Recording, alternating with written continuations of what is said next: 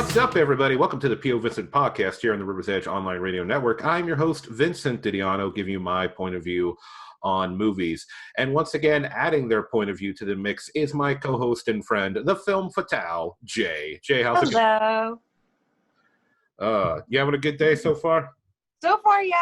You know, I think that hay fever's kicking in for a few of us, so I woke up with a headache. But feeling much better now. Good. Yeah. Oh, God. But we've come to the end of this franchise. Full circle away. I would say the end, but who knows? There could be another one coming up in a few years. I've heard rumors that there might be another one, and the way that it ends is pretty ambiguous that there could be. So I guess we wait and see. Yeah. We will just wait again, like we did after Genesis, to see what the hell's gonna happen. Yeah. Fingers crossed, though, that they just stop beating this horse, because it's been dead for quite a while. Yeah. Since T2, as far as I'm concerned. Yeah, and we're gonna it started dying at T3, and then it got just dragged. Yeah, I'm in agreement with you there, and we will go more into the abuse of this horse throughout the review. So last time we covered Terminator Genesis, which is considered by many, including the two of us, as we came to the agreement that it is the worst one in the franchise. Yeah. And then this one came out, Terminator Dark Fate. And I went into this expecting it to be better, and it is in a way, but it's also really not a good Terminator movie. No, it's really not. Yeah, I'm sorry. Go ahead. It's a better movie in that even in Genesis, like without that being a Terminator film, it's just a bad movie. It's badly written. The dialogue's really bad. The chemistry between characters is really awkward. It's just not a good film. This is fundamentally a better movie, but it just really fucks with the whole franchise. That's all. It's just, I didn't expect it to do the things it did, and I was just like, what the fuck? Yeah, there was a lot of hype behind this one because James Cameron was returning to be a writer and producer. Writer and producer. Linda Hamilton's returned. They got Arnold back, of course. He's now many years after he's stopped being the governor. So yeah. Aged quite a bit now. Yeah, but he still looks pretty badass in the film. Oh yeah, absolutely. Yeah, that's why. Yeah, you gotta respect it. The guy's he's up there in age right now, but he can still. He's still really healthy. Yeah, he stays in good. He's not in his bodybuilder shape days. I've seen a few pictures of him online, but he's in better shape than my ass. So I'm not gonna there.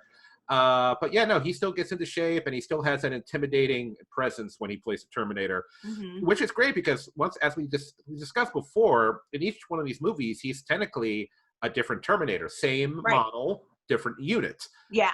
But anyway, there was a lot of hype going into this one. They were saying we're ignoring Genesis.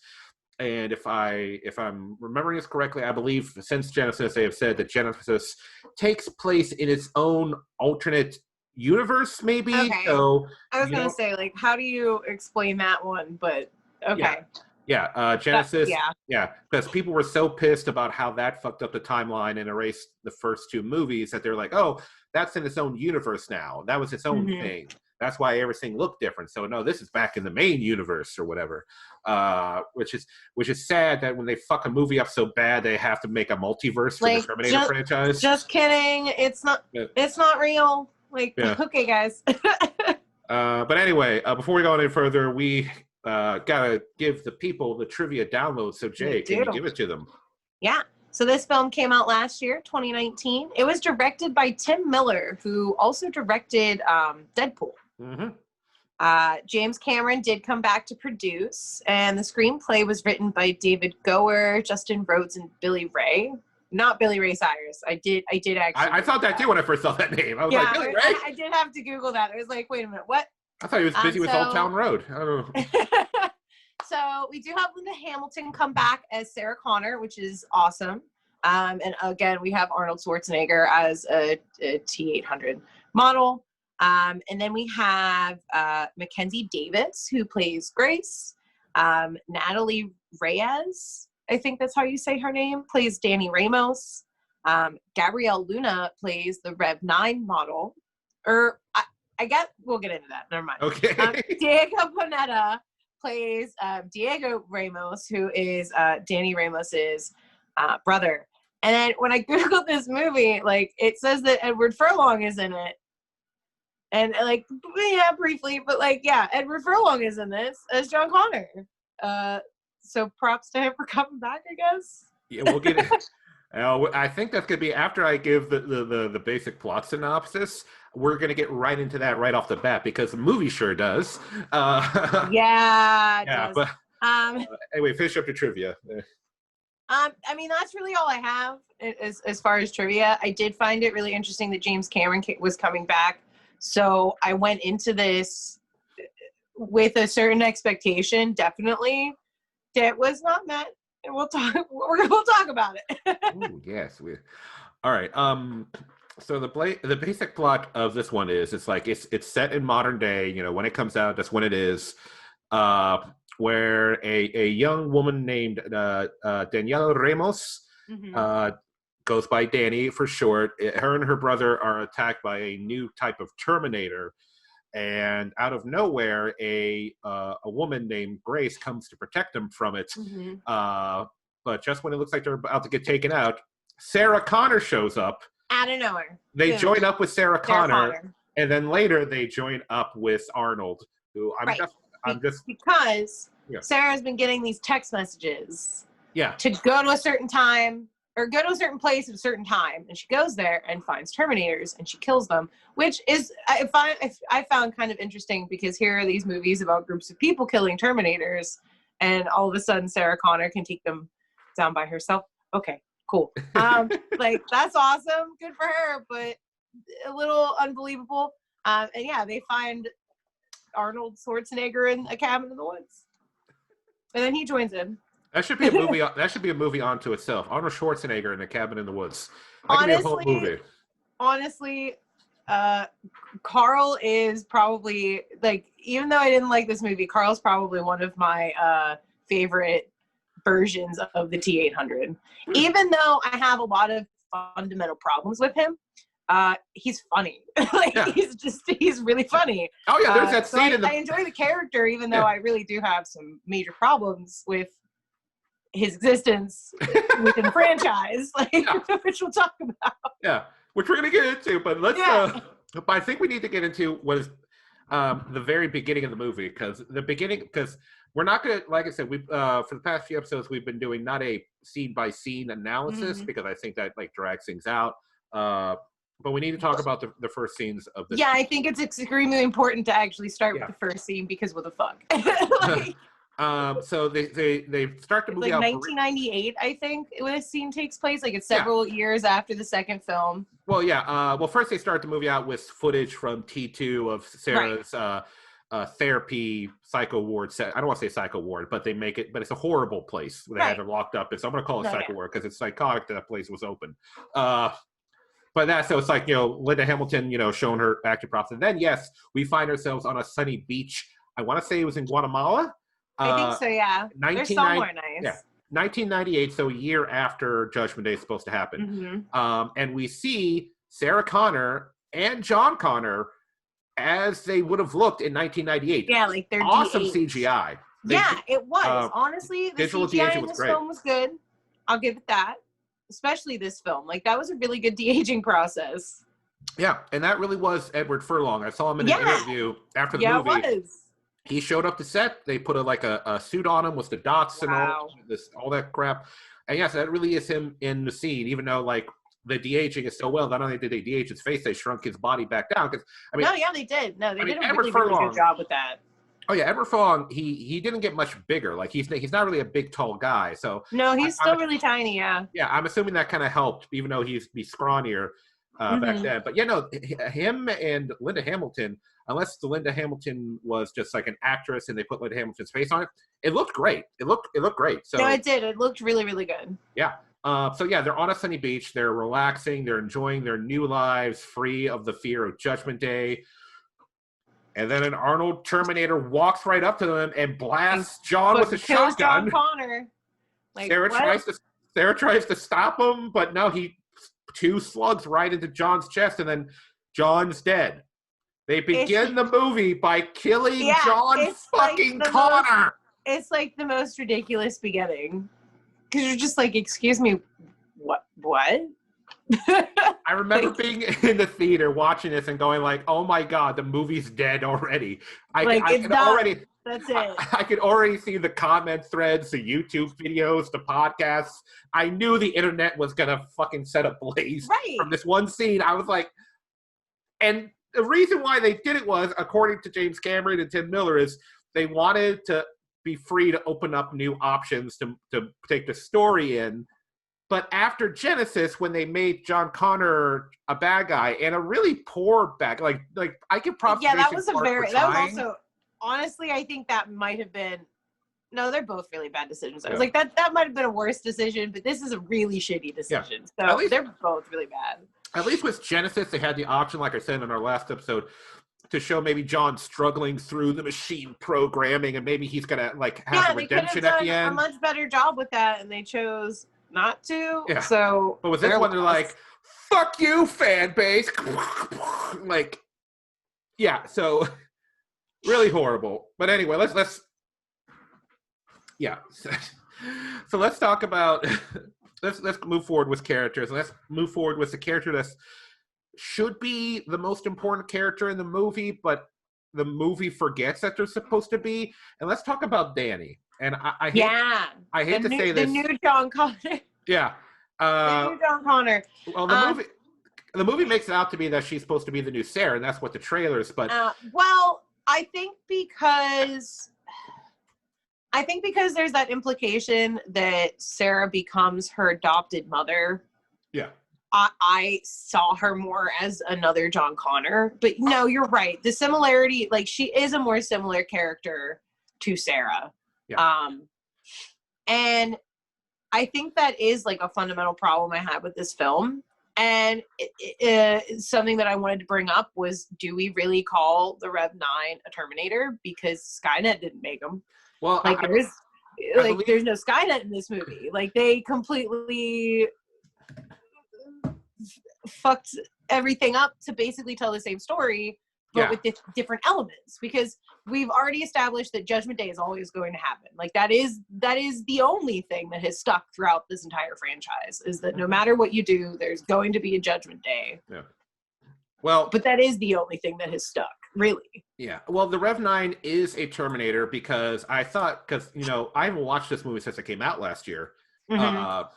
But there is a moment in the movie where Grace, who's the new soldier sent back in time to protect, then she's a new Guardian character. She does refer to the Rev 9 as a Terminator. Okay. So despite the fact that it's a totally different Judgment Day created by a totally different AI, and they say it's an AI called Legion. It's not Skynet. Yep. Legion. It still made robots with skull faces and called them Terminators. And there's a human resistance, and there's this one lone human that's leading the charge and is gathering the troops and teaching people how to fight back. And that's the thing. The movie tries to make us think she's the new Sarah and she gives birth to the leader. But it's not even halfway through the movie where I think it's where you can probably figure out, no, she is going to be the resistance leader. She is John. Yeah. She's not Sarah. She's the new John. Yeah. So they kill off one of the most important characters in the franchise to give us a new version, which at first things are off to a good start with Dani. They show that her mother died many years ago. Right. And that she basically has taken over the mother role and takes care of her younger brother and her father to a degree. And they show that she's got these motherly qualities. And I think, okay, they're going to carry that throughout the movie, and she's going to become like a mother figure to humanity in the war. But the problem is they never really take that idea all the way. And no, they don't. Dani's not really developed as the movie goes on. And same thing happens to Grace. Grace, our new Guardian character, played by Mackenzie Davis, who, when I first saw the movie, I didn't like Grace at all. On second viewing, I like Grace better, but I think it's more because of Mackenzie Davis's performance. I was gonna say, I appreciate the performance. The performance isn't bad. The character is a little confusing. Like she's a human machine hybrid. Yeah, she's right? not on the same level as Marcus from Terminator Salvation, where he basically just had a brain and a heart and skin. She has like some kind of like metal armor grafted underneath her skin, and she has like this like software vision, like a Iron Man. I guess in the future they use the technology as a defense mechanism, because that's all it really sounds like. And I kind of like the idea. The idea like it's not they didn't send a Terminator back to send an upgraded human, but the problem is the same thing that happens to Dani once Sarah Connor comes in, and even more so once Carl, aka Arnold's new Terminator, name's Carl. We'll get into that. We will.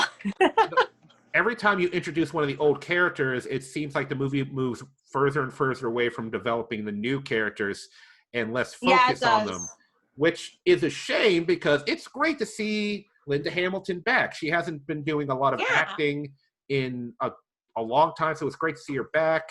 You know, it's a little weird seeing a woman of her age being an action hero. I mean, even Arnold, who, you know, he's up there in age, but you forgive it a little bit because he's a robot.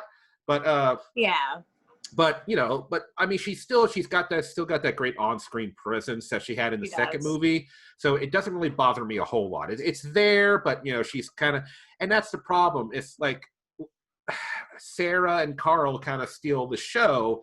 They do, and they're not supposed to be the main protagonists this time. They're supposed to be like aids to the main protagonist. Yeah, they're supposed to be supporting characters, but we don't get that, and that hurts both Dani and Grace, because after a while, it's just like they kind of their development stops. They try to make it like, oh, we're showing Dani how to shoot and stuff, but like then Dani learns how to shoot real quick.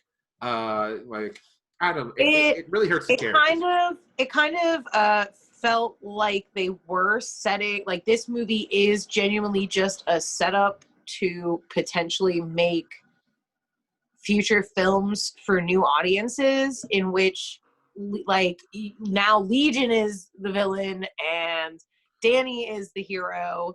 Like a logical sequel would probably be several years in the future. Sarah dies of old age, and Dani's on her own. I think that's the only way they can really redeem some of the things that they did with this movie. But at the same time, please stop making these movies. But like, it feels like they're not going to. So like, at least maybe they set up some logical. Maybe a sequel's going to be hard for a few reasons. One, Linda Hamilton's, after this one didn't do well, Linda Hamilton said, yeah, she's done. She doesn't want to do another one. I'm not sure if Arnold Schwarzenegger wants to do another one, because I don't know. I think he even sees that the series has gone as far as it can. Maybe if Genesis I think it really has.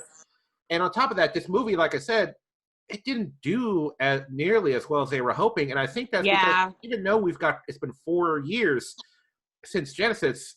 Yeah, that's not really a long time. And I don't think the bad taste of Genesis was in still in people's mouths. And considering with each movie since the second one, they seem to be bouncing around on how time travel works, what is the message and themes of this franchise, like how the characters interact, and it's just like I think people are just burnt out because they're so confused as to what's what. Because unless you're like people like you and me, if you're like just a general moviegoer, your mind must be like scrambled. Oh no, it juggles like it. I have never seen a movie that is supposed to be a direct sequel to another film that undoes like all of the fundamental shit that you learn in that film. And this movie. Okay, so like for example, let's get to Carl. Let's talk about Carl, because I love Carl's lines. Like I said, he's a really funny character. But fundamentally, he's so funny. And I'm very funny. And it's funny. He's a fucking T800 that installs drapes. It's hilarious. Good. But he's a T800 that adopted a human family and installs fucking drapes. Fundamentally, that wouldn't happen. Like we see in T2 when that T800 fulfills what he's been sent back in time to do. He has to terminate himself. Like he met his objective. He's done. He doesn't have anything further to do.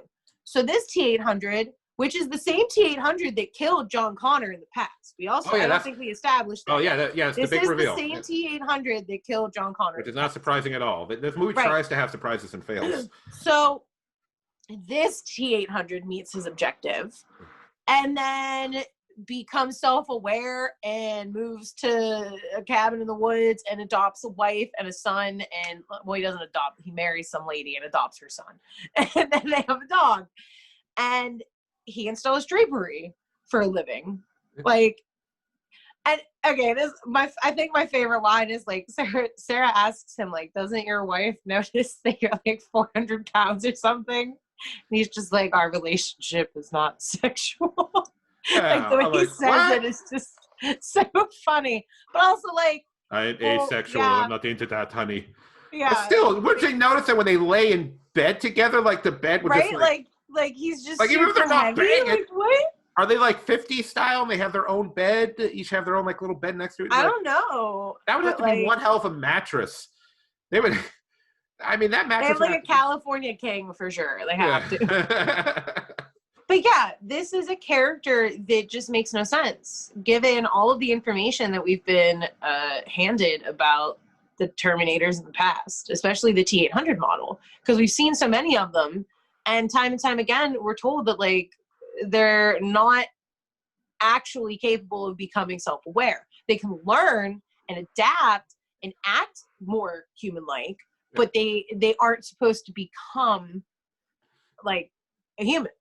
Like there's a difference between learning and like pretending to be human and actually living a human life, and that's what Carl does. Like he adopts a name. Because it's one of those weird things where like you're not supposed to be. But I mean, it starts in Terminator 2 because by the end of the movie, that T800 learns in its own way, in a way that it can understand the value of human life, and that gives hope to Sarah in her last little narrated monologue there at the end. So the T800s are capable of evolving, but which each movie they make it seem like it can evolve even more and more. Like he says, like Carl says when he's asked by like, I can't remember if it's Dani or Grace who asked him like, do you actually love them? And he says, you know, not like a human can. He loves in the way that he can. So it depends on how much you view how far these T800s can evolve. I mean, the first movie they say like it has no remorse, you know, it doesn't, you know, it never gets tired. Like, you know, Kyle Reese makes it very clear what these things are. And once again, they make it out to be in the second one that the learning computer can take it, and that it's interaction. Like the T800 in the very first movie, it's not taking time to get to know people. It's just doing its thing. Where in the second one, because of its interactions with young John, you know, it's learning and evolving. But and then in Genesis, like he's a full-blown like daddy, protect my daughter thing. So it evolves over time. It's just I don't know. It's just it just didn't sit well with me because it's just like this is a step too far, like just slightly too far. And if a Terminator, if I just may say real quick, if a Terminator was gonna make its own job, I'm pretty sure it would like own and run a gun store and be like a gunsmith or something. Honestly, even carpentry would have been more believable. Like I would have, if you told me he like moved to the woods and became a carpenter and just like cut wood all day, I would fucking believe you. Be like, yeah. He walks up to the cabin with an entire fucking tree. Yeah, the whole ass tree. Yes, I would absolutely. He'd be the best lumberjack or something. Like that's believable. But like, he installs drapery. Like, okay. He like enjoys it and is proud of it. Oh my god. Well, yeah. I mean, I don't. Like once again, it's cool to see Arnold in this movie. He always, even though once again he's a different T800 every time, but he just owns that. It kind of reminds me, now I'm talking about it. It makes me think of what's his name? I'm gonna screw up his name. Tom Cavanaugh, who's on The Flash, CW, where every season of The Flash he plays a different version of the same man, but from a different universe. And that's what's up. Oh yeah, no, it's great. I have not seen The Flash. It has its up and down seasons. Okay. But yeah, that's what I've heard. But he's great in it. Like he's played good. like 5 or 6 different versions of the same man, because in season 2 they introduced the multiverse in the Flash. Okay. So each season the gag is, well, how do we keep his character going? Oh, he's a different version. This one he's a scientist. This one he's a detective. That's interesting. Yeah, that's and Tom Cavanaugh has good range as an actor. So even the ones he does. So even the ones that are like are still pretty good. He's it's been nice to keep him on the show every season. But yeah, I'm always interested to see what the what the next version of his the Harrison Wells characters is going to be. But anyway, yeah. So no, it's good stuff with Arnold and bad stuff at the same time. It's kind of weird. No, and yeah, that's what I mean. It's a lot of good and bad. I definitely do end up appreciating Carl's character, and you do always appreciate seeing Arnold. Like, how can you not? And I mean, I haven't seen any of the Expendable movies. I think he's in a few of those, but I have not seen them. So this is like the first movie it recently that has come out with him in it, as far as I've seen. So it was nice to see him again. Yeah, he's done a few smaller films, a few.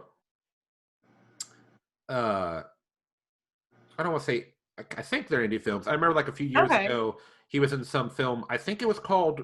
I'm probably getting it wrong. I want to say it was called Maggie, where it was him and Abigail Breslin during the beginning of I think it's the beginning of a zombie outbreak. And his daughter played. Like I saw a trailer for that actually. Yeah. Okay.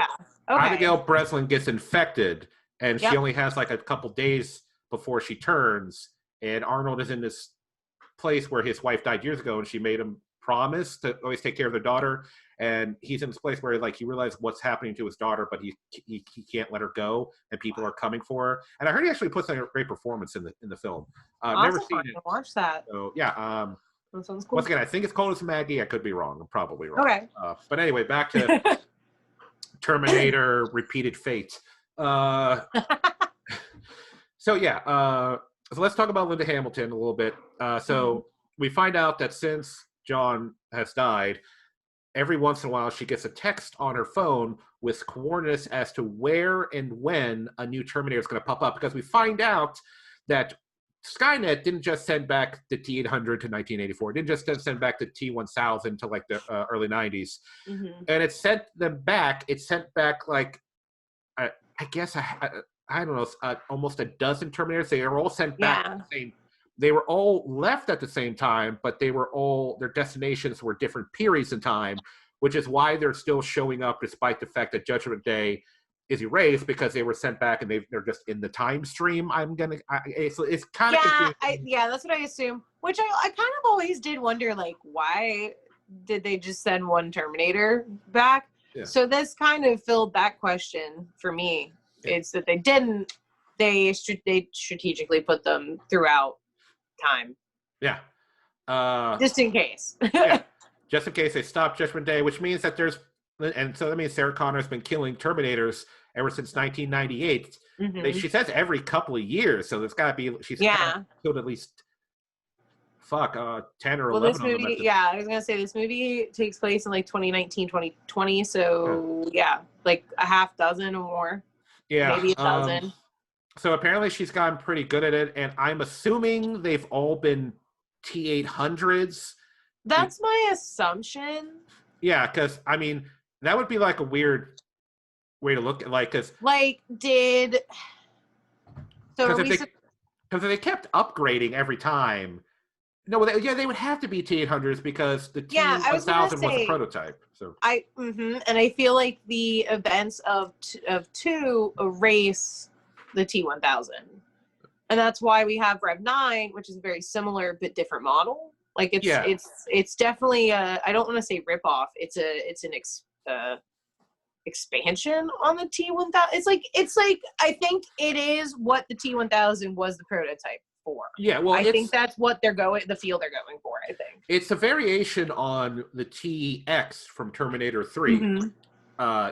Metal endoskeleton underneath, but with the liquid polymetallic alloy, liquid metal stuff on the outside. So it's a lot like the TX, except for, the TX had like internal weaponry that it could come out with, right? Where the Rev 9 sticks to like the morphing arms into blades and weapons thing. But what makes it stand out is that the liquid metal can separate from its internal robot body. So double its trouble. That was very interesting. Yeah, I actually kind of liked it. I actually liked it more than the TX's weapons thing. I mean, so. I'm a fan of what was done there. It was very. I feel like that's probably a scary part in the movie for some people, because that would be really freaky. Like, now you have two of this thing coming at you. And the scene was, that's a really well done scene. I feel like a lot of the effects in this movie were actually done. Like, I think they did some of these stunts. I don't know how much of it was CGI. However, there is like a weird filter on everything in that scene too. So it's weird. Yeah, there's definitely a good amount of CGI. I saw like a video where the director was explaining what was CGI and what wasn't to like to show up the special effects, because a lot of CGI is and digital effects are very good. The only time when they start to surface and they start to like really stand out as CGI is those moments in the film where they're doing super crazy action, like the scene in the plane where they're all bumping around, the plane's crashing. Oh yeah. The longer the scene, the longer there's CGI on the screen, the more easy it is to spot it because your eye starts to adapt. This is something that I think a lot of filmmakers need to take a page out of the Christopher Nolan handbook.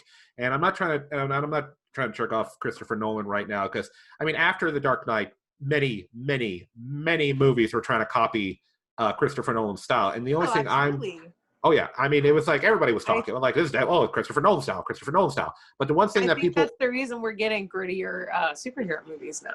Oh yeah, and like that's where it started. Oh yeah, totally. I mean, The Dark Knight was a massive hit. Absolutely. But what people need to take away from Christopher Nolan's style, and you can watch this throughout the Batman movies and some of his other stuff, is Christopher Nolan uses CGI, but he uses it just enough. He doesn't overdo it. It's very subtle. Yeah. And it works when it's used. Yeah. It works very well. If Christopher Nolan can strap a stuntman to a rope and swing him around a giant set that the studio gave him money to do it, he's going to do that, and he'll just he'll add CGI in to fill in like gaps and stuff or things like that. So, and that's one thing. Like I said, I gave credit to Terminator Genesis was because they actually built sets for Arnold and John Connor to fighting when they were breaking down walls and slamming into Coke machines or like stuff. There was actual physical things going on, and there was still a lot of CGI in that film. Don't get me wrong, but that I did appreciate that. Not so much. It's a good mix in this film. It's a much better mix than we've had in other movies in the franchise. We get a lot of practical effects. We get a lot of special, a lot of CGI. Yeah. And it's a good balance. I think they use CGI just a little too much, but it's not. Okay. It's not I don't say it's abhorrent. I won't say that. Okay. But anyway, back to, we kind of got off track with Sarah Connor there for a minute. So I want to go back to Sarah. No, it's okay. There's still a lot to talk about in this film. So I'll say this about Sarah has just been like, ever since John died, killing Terminators is the only thing she's been doing. And that's what Carl did. When Carl killed John, his mission was complete. He had no purpose, and he found purpose through his new family. So he's been letting Sarah know when the other Terminators were going to show up to give her purpose, like killing Terminator to give her purpose, which is something I don't get. How Carl kind of offhandedly explains how he knows when the other Terminators are going to show up. He says he can predict the waves in time travel or some bullshit like that. Like he can detect them. Yeah. Like feel, like literally feel them, I guess. I know Terminators have sensors and scanners, but no, I'm not buying that. But anyway, back to Sarah. I want to go off track again. But the one thing I think it may be a bit off, and I don't know, Jay, tell me how you feel about this, is she kind of feels like because of John's death, she's kind of reverted a bit to the bitchy Sarah that she starts out off in the beginning of T2, and like her character development kind of takes a bit reversal.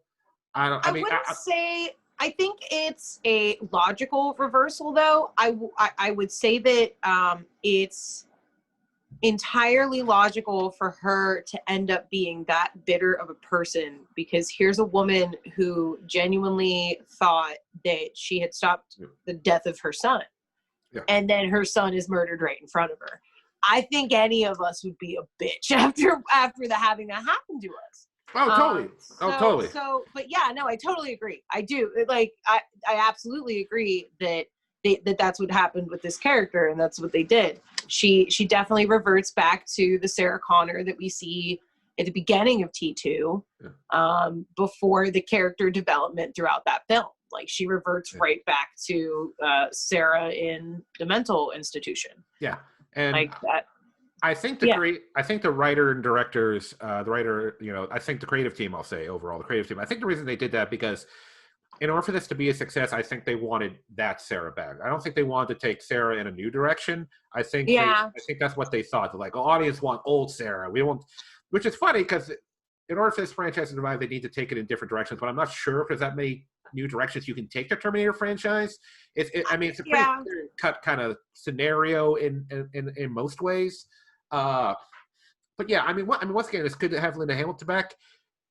It was nice, but as was with her and Arnold's character, they hold back the newer characters. And like I said, I don't give a shit about Dani. I'm sorry. I feel bad for her actress, Natalia Reyes. Because this is supposed to be like, I'm assuming, her big break. I've never seen her in anything. I've never seen her in anything, and I honestly forgot to look up if she was in anything. So Mackenzie, I feel like this is her big break. Yeah. Maybe she had probably TV. I don't think she's. I think I looked her up once. She's not totally green. I think she's had other acting gigs. Okay, cool. Mackenzie Davis, who plays Grace, she'll be fine because Mackenzie Davis has been in other stuff before. She was. And honestly, her performance wasn't bad. No, it wasn't. It's a good performance. It's just an iffy character. Yeah. Yeah, her character just gets boring after a while because we have to go through what's going on with Sarah, and then they bring Carl in. Now we got to explain what's going on with Carl. But anyway, let's talk about the final main character. Let's talk about the Rev 9. Let's talk about the Rev 9 played by Gabriel Luna. It's Gabriel Luna, right? Yeah. Yes, it is.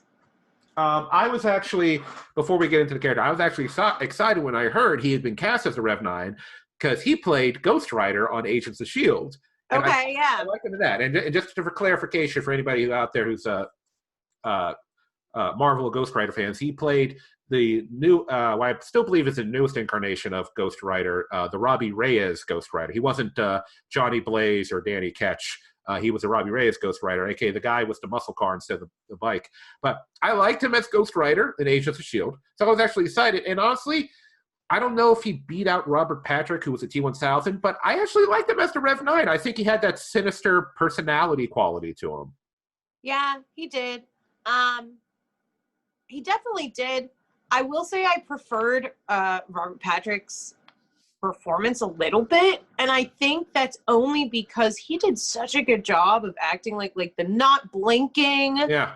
Like, he was so robotic, and this and maybe I'll give the movie credit, and I'll also give the actor credit because he is a good actor, Gabriel Luna. Yeah.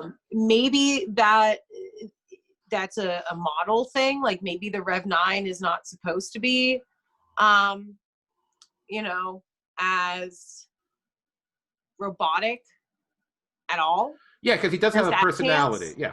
Because just like the T-1000, he's more advanced in the way that he can simulate having a personality. Like, there's that scene, and it pops up in the trailer where he's at the border security station, and they have to go through the metal detector, and he's like, "Get ready, partner. My whole body's a weapon." And it's like an insight. It's like a joke.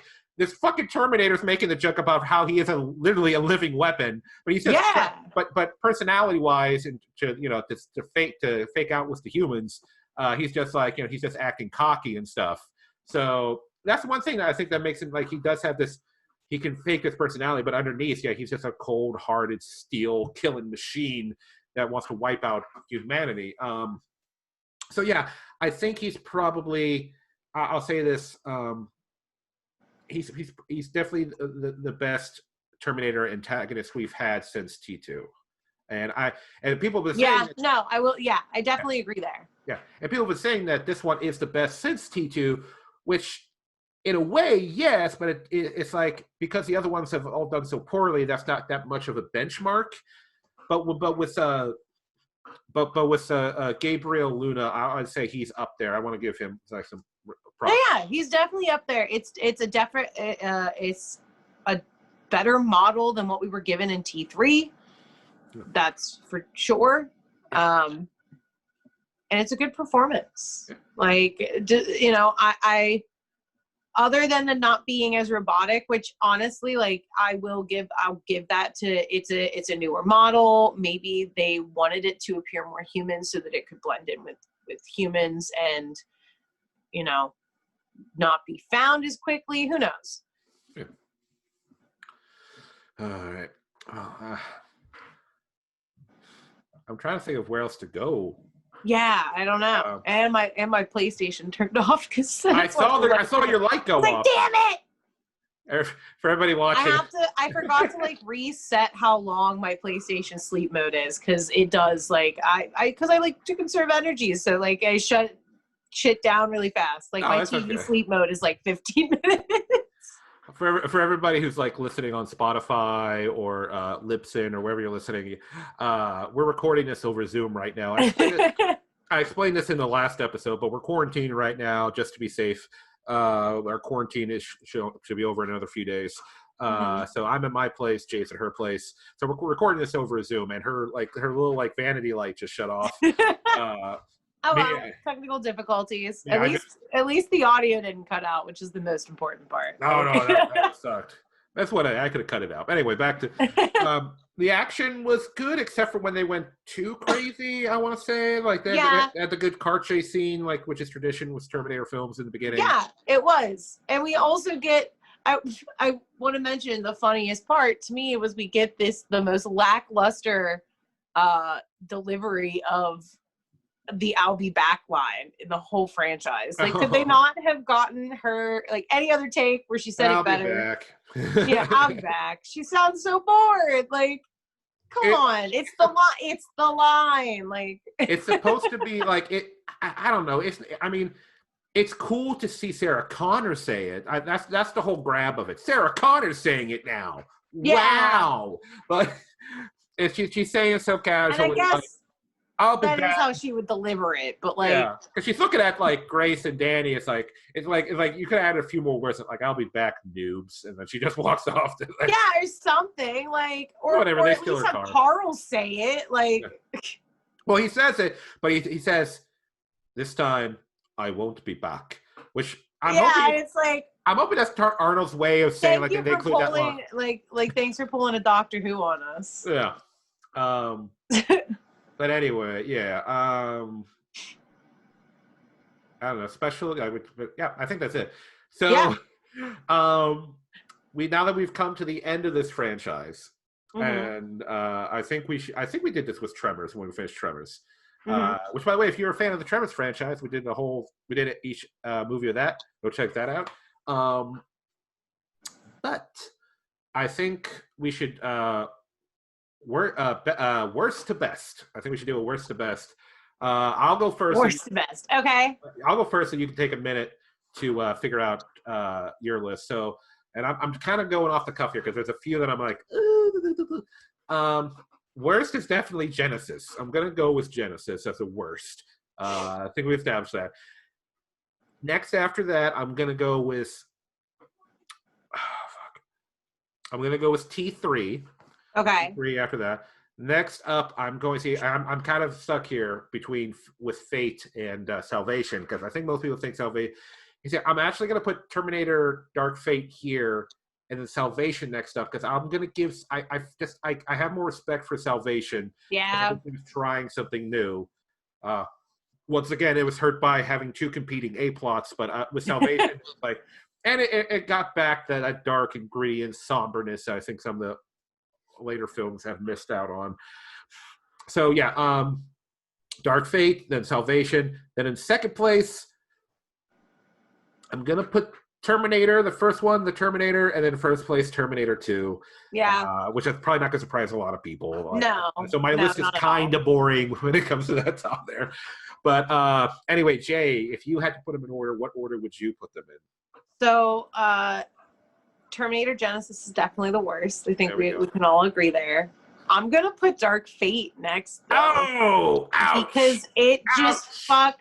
Like I said, fundamentally, it is a better movie, but it fucks with everything so much, and it's boring. It just takes everything we've done and puts like a different paint job on it. It's the same fucking movie. Yeah, you just recycled the idea and just changed, like, okay, instead of Skynet, now we have. So yeah, I am gonna put Dark Fate next. Like, sorry. Then I put T3, definitely, because I agree with you. I think we definitely have the same top three. I definitely have more respect for Salvation. That'll be in my like third spot. T1 goes in the second, and yeah, Terminator 2 is arguably, and I think you'd be insane not to agree.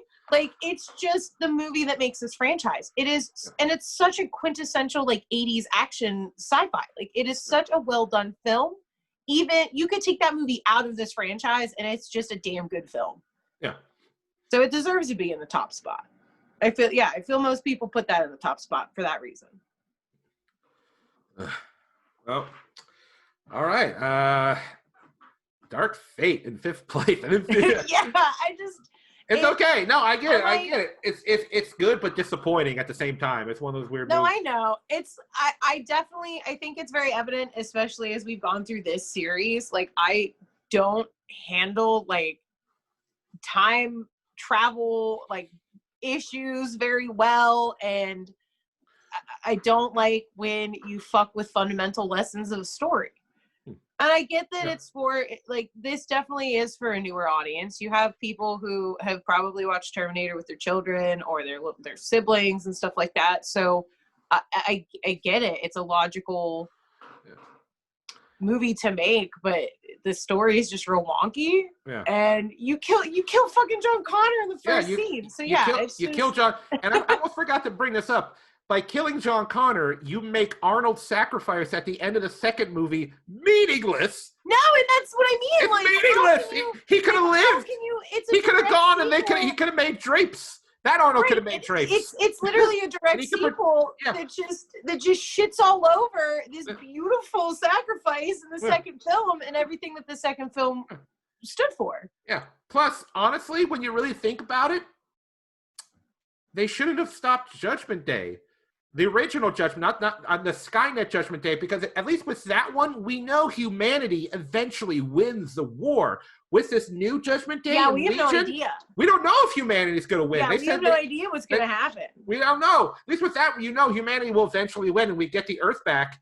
So technically speaking, they shouldn't have stopped Judgment Day. They should just let fucking whatever this new one is with Legion. Just let it happen, fight the war, win. Because here's the thing, if they made a sequel or whatever, eventually they would have stopped the new Judgment Day, and then they would have made another movie where some guy comes back. I'm like, I'm from 40 years in the future. An AI system called Dominion will take over the Earth with killer robot giraffes. Like, what? Wait, what? What do you mean? Yo, I'd watch that. Terminator giraffes. Yeah. Fuck yeah. Yeah, I just fundamental issues. Really, I just couldn't do it. Like, that's all. T3 is a really shitty movie, though. Like, it is. It's not great. Well, all right. I think that's it. Somebody make that happen. I want Terminator giraffes. I know, right? Someone like Photoshop that for us. I'd be very thankful. Let us find us on Twitter. Send us that picture. Anyway. Yeah, that's it. We've gone through the Terminator franchise. Check out, if you want to check out our next franchise review, which is going to be a review of the Evil Dead franchise, because we're in October at this point. We're going to go see it. So stay tuned for that if you want. If you don't want to miss it, follow, subscribe, like, wherever you're listening to us or watching us, follow us and catch the next episode. We are on Libsyn, Spotify, Apple Podcasts, Stitcher. We're on YouTube. And follow our social media as well, Facebook, Twitter, and Instagram. I post funny memes, the new episodes. And I post, like, movie news, like who's getting cast in the latest film or if a new trailer drops. So, follow us on social media for that stuff. And if you would like to support the show, we have a Patreon. If you want to send us a few bucks, you can send us a few bucks right now. We totally get it.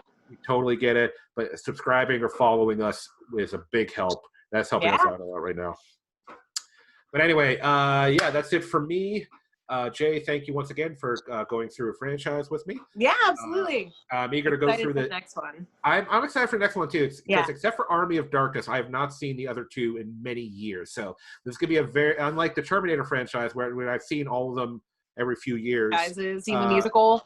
Like, no, I've not seen the musical. I saw the first 2 seasons of the show. Is not letting me see it again this year, but it's okay. I have a bootleg copy, so I'm just gonna watch it. But anyway, yeah. So I'm excited to go through to get that refresher with the Evil Dead franchise. Yeah. But anyway, ladies and gentlemen, once again, I want to thank the River's Edge Online Radio Network for hosting our show. We couldn't do it without the River's Edge, and thank you all for tuning in. Yeah. Appreciate it. Thank you for viewing things from my point of view and Jay's point of view. Until next time, take it easy. Thanks, guys.